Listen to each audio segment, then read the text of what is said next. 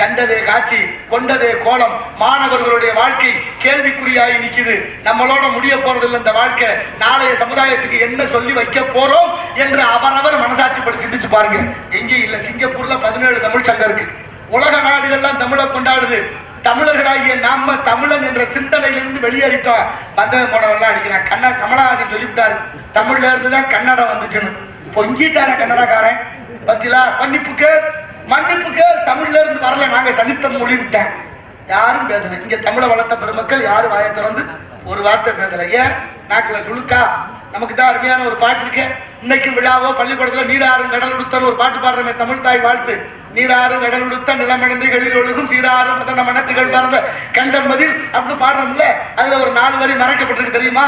கன்னடமும் கலிதலும் கவி மலையாளமும் உன் உதிரத்தை உதித்தெழுந்து ஒன்றுபட வாயினும் ஆரியம் போல் வழக்கு அழிந்து ஒழுங்கு சிதையாவும் சீரிழமை திறமை என்று பாடினான்.